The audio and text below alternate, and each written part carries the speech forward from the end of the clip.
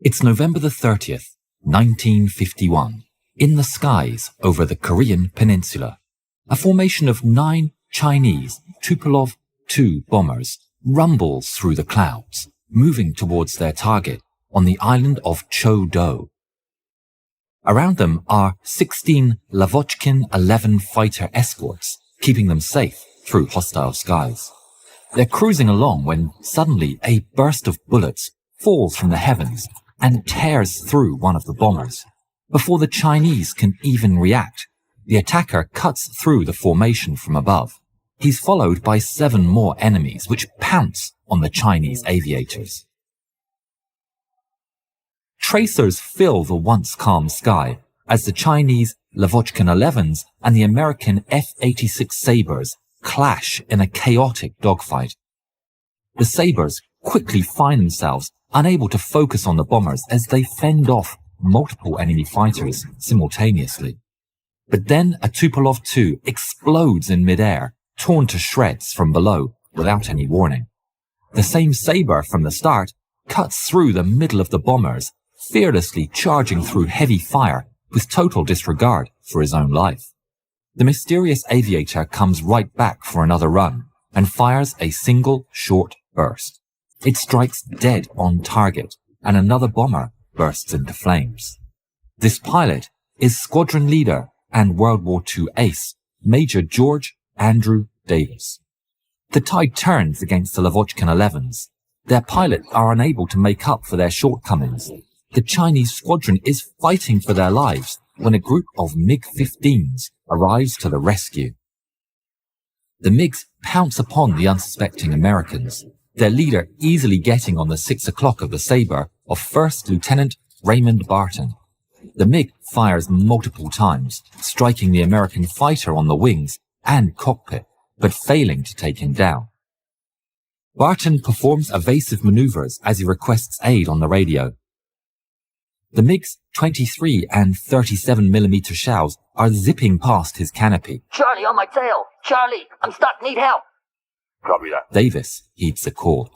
He dives into action and quickly sees the dogfight, but can't differentiate between the 2 jets. Their profile is just too similar at this distance. Davis orders Barton to maneuver left and right on his mark.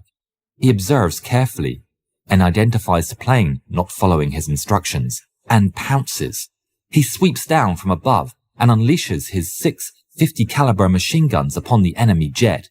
The barrage strikes square on the enemy's cockpit, taking him out instantly and saving Barton's life. At the end of the day, the squadron suffered no losses and was credited with 8 victories.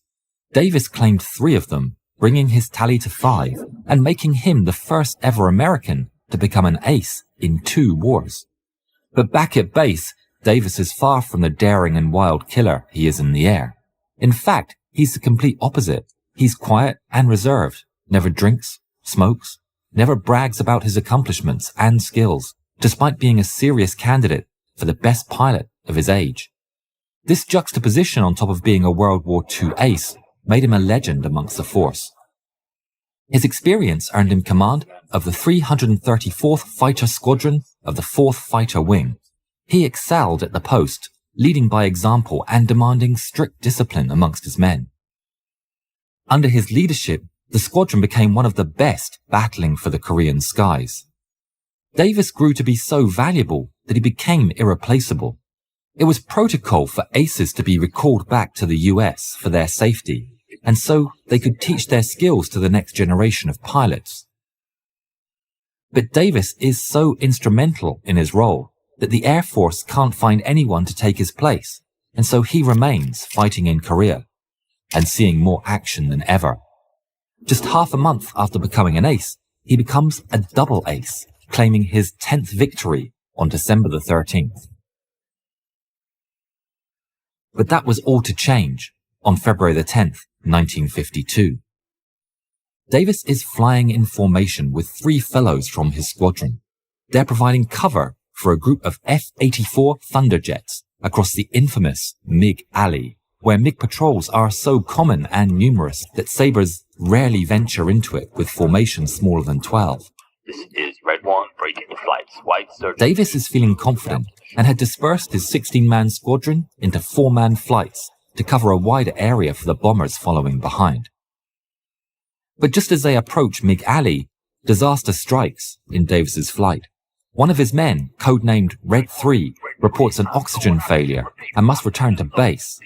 They are arranged in pairs of leaders and wingmen, which means that if Red 3 retreats, Red 4 must too follow. But they don't have an option, and the pair turn back to base, and the 4-man flight is reduced in half just as they take the highway to the danger zone over the Yalu River. Charging into MiG Alley with nothing but your wingman for immediate assistance would take the breath away for any other pilot. But Davis isn't any pilot and continues with his characteristic fearlessness. His wingman, First Lieutenant Littlefield, is keenly aware of the danger they're putting themselves in, but trusts his squadron leader's judgment and bravely follows without question or hesitation.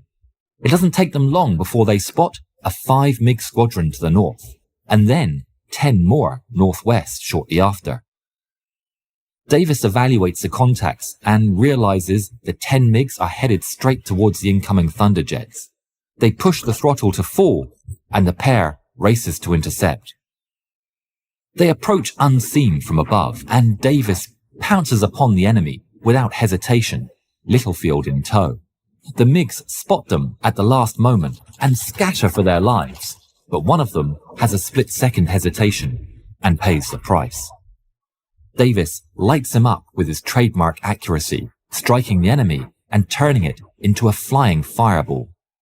Davis pulls out of his dive and instantly lands his crosshairs onto a second target. He pulls the trigger, and it too falls under the Sabre's deadly volley. Davis then immediately sets off after a third. It's a daring move. He's lost speed, and maneuvering for another kill will only keep him slow and vulnerable. But he's so close, and is confident these Chinese won't be good enough to take advantage of it. He keeps up the chase, maneuvering sharply left and right, getting closer to a straight shot, but also he's bleeding away more and more speed. Unknown by Davis, another MiG unit is patrolling the region far above, and among its ranks is Chinese ace Zhang Jihui. They spot the 2 MiGs going down in flames below them and swiftly dive into battle, Zhang leading the charge. They accelerate towards a swarm of battling planes and tracers, the chaos making it difficult to pick out friend from foe. But in between it all, he spots a single, slow, flying jet, sporting the unmistakable yellow stripes of a Sabre. Davis is still focused on the MiG ahead when a shell strikes him from above.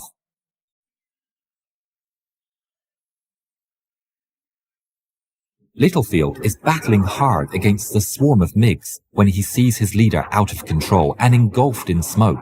Enemies descend on the wounded machine, and Littlefield rushes to cover him. He desperately fights MiGs off Davis's tail, and he follows him all the way down to the ground. But no parachute ever opens, and the Sabre crashes into the earth. Lieutenant Littlefield cannot believe his eyes, but before he can dwell on the events, a shell fires past his canopy. The swarm of MiGs is now on his tail. Littlefield slams to full throttle and escapes the scene, dodging shots all over. He dashes left and right, desperately maneuvering for his life, but he can't shake them. There are just too many. In a last-ditch attempt, he sends his Sabre straight into the clouds and turns sharply inside them, finally managing to throw off his pursuers. But then the adrenaline wears off and reality of what has transpired sets in. He takes his radio and reports the unthinkable. Base, this is Red 2. Red 1 is down. Davis's actions successfully dispersed the interceptors, and the bombers were able to execute their mission unopposed. But at what cost? His loss was greatly felt across the Air Force and stateside. By the end of the war, he was still ranked the 4th deadliest pilot of the conflict at 14 victories, only surpassed after his death. With his World War II service, he raked up a total of 21 confirmed victories throughout his life. George Andrew Davis would be posthumously promoted to Lieutenant Colonel, as well as awarded the Congressional Medal of Honor and a Purple Heart for his valiant actions on that fateful day, added to the already extensive list of medals he had earned in his life. They would be received by his wife and 3 children at a ceremony in Reese Air Force Base. If you haven't yet, please subscribe to the channel and please watch more videos of ours. Thank you.